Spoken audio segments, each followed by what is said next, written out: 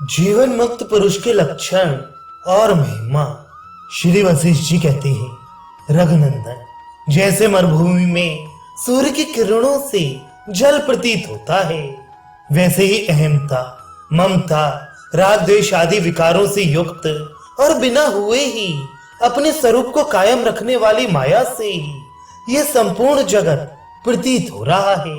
जैसे बर्फ से भिन्न शुक्लता की कल्पना की जाती है, पर वास्तव में बर्फ और शुक्लता में परस्पर पार्थक्य नहीं है, उसी प्रकार चित्त और अहंकार की पृथक कल्पना व्यर्थ ही की जाती है।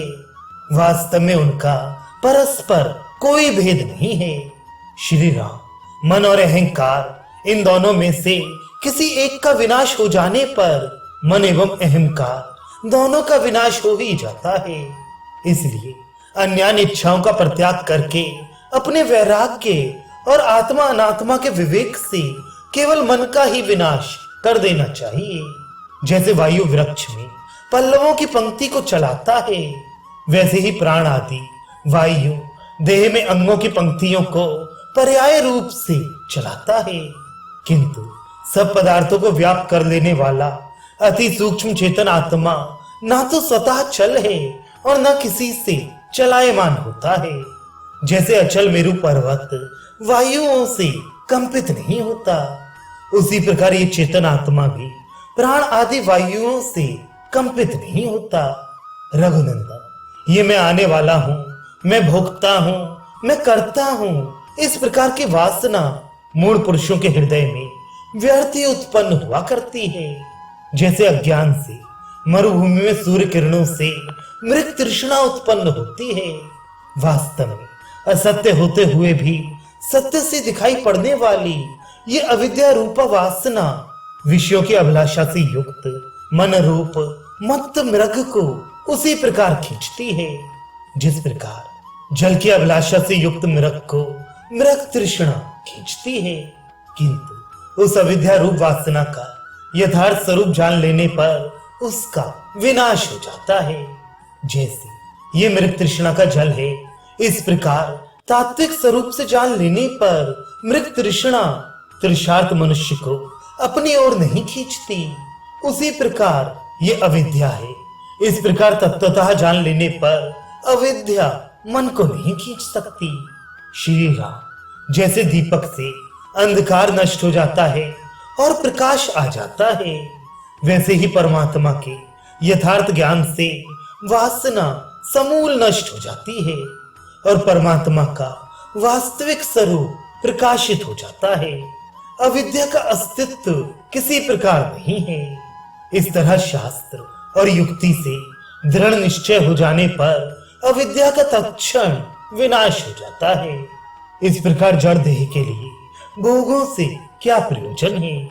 इस प्रकार के निश्चय से युक्त तत्वज्ञ पुरुष इच्छाओं के कारण रूप अपने अज्ञान को विनष्ट कर देता है। जैसे राज्य मिल जाने पर दरिद्र मनुष्य परम शांति को पा लेता है, वैसे ही ये तत्वज्ञ पुरुष परम शांति को प्राप्त होता है। जैसे प्रशांत समुद्र अपने स्वरूप में सदा अचल स्थित रहता है, उसी प्रकार वह अपने विज्ञानानंद घन स्वरूप में ही नित्य अचल स्थित रहता है।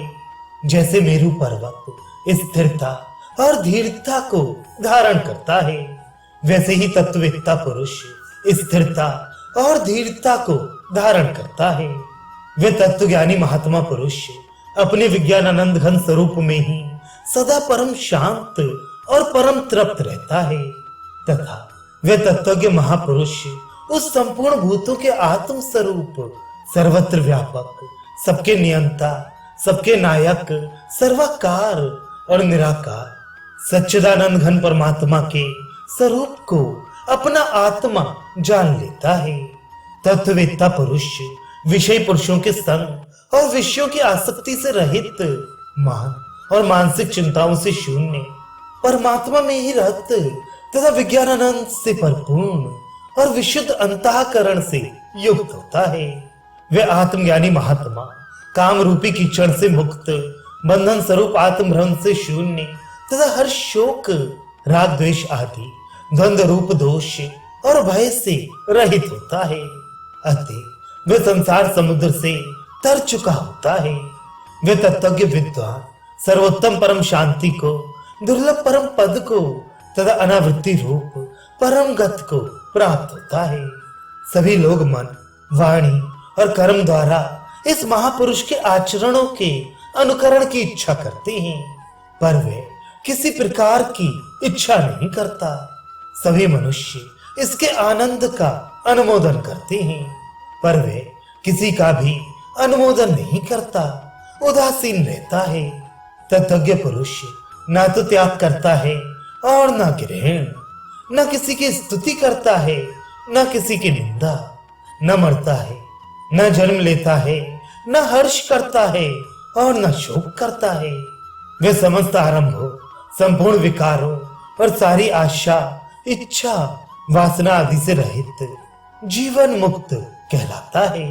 श्री राम मनुष्य को न राज्य से, न स्वर्ग से, न चंद्रमा से, न वसंत से और न कांता के कमनीय संसर्ग से ही वैसे उत्तम सुख शांति प्राप्त होते हैं जैसे आशा त्याग से, क्योंकि आशा का त्याग ही सबसे बढ़ चढ़कर सुख शांति है।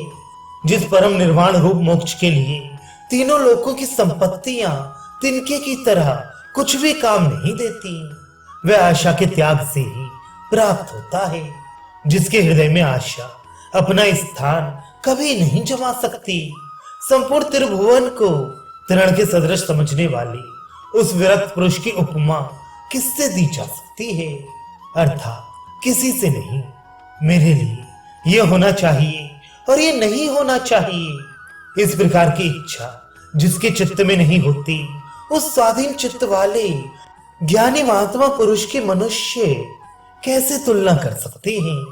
श्री राम, तुम में ना तो आशाओं का अस्तित्व है और न तुम्हारा आशाओं से किसी तरह का संबंध ही है।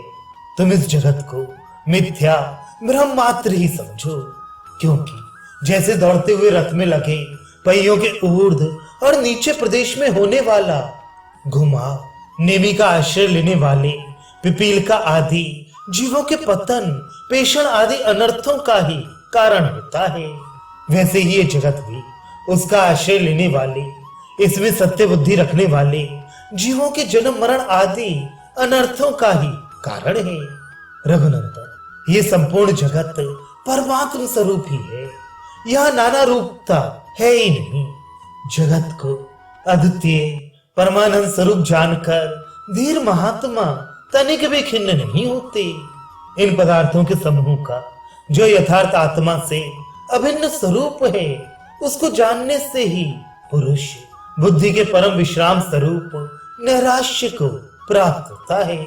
जैसे वीर केसरी के पास से मृगी दूर भाग जाती है, उसी प्रकार तीव्र वैराग्य से वीरता को प्राप्त अंतःकरण से युक्त पुरुष के पास से ये संसार को मोहित करने वाली माया दूर भाग जाती है, फिर उसके पास भी फटकती नहीं। जिस प्रकार वायु पर्वत को न आनंद दे सकता है, न खेद और न धैर्य से च्युत कर सकता है, उसी प्रकार ज्ञानी महात्मा पुरुष को न तो विषयोपभोग आनंद पहुंचा सकती हैं, न सांसारिक आपत्तियां हृदय में खेद पहुंचा सकती हैं और न दृश्य संपत्तियां धैर्य से च्युत कर सकती हैं। जिसके प्रति युक्ति स्त्रियां अनुरक्त हैं, ऐसे उदार बुद्धि तत्वज्ञ महात्मा के अंतःकरण में कामदेव के बाण छिन्न भिन्न होकर धूल के समान हो जाते हैं। उन युक्ति स्त्रियों का उस पर कोई असर नहीं होता, जो परमात्मा के स्वरूप को जानता है और मन इंद्रियों के वश में नहीं है। उस महापुरुष को राग और द्वेष अपनी ओर आकृष्ट नहीं कर सकती। इस प्रकार वे जब राग द्वेष आदि के द्वारा तनिक सा भी विचलित नहीं किया जा सकता, तब उनके द्वारा उसके आक्रांत जो लता और वनिता आदि में एक सी दृष्टि रखता है तथा जो पर्वत की तरह अचल है, वे ज्ञानी पुरुष इन तुच्छ विषय भोगों में उसी प्रकार रमण नहीं करता जैसे बटोही मरुभूमि में रमण नहीं करता। जिसका अंतःकरण किसी भी भोग पदार्थ में आसक्त नहीं है, वह तत्वज्ञानी महात्मा पुरुष बिना प्रयत्न के अपने आप प्राप्त अनिषिद्ध भोग पदार्थों का केवल शरीर रक्षा के लिए अनासक्त भाव से लीला पूर्वक सेवन करता है।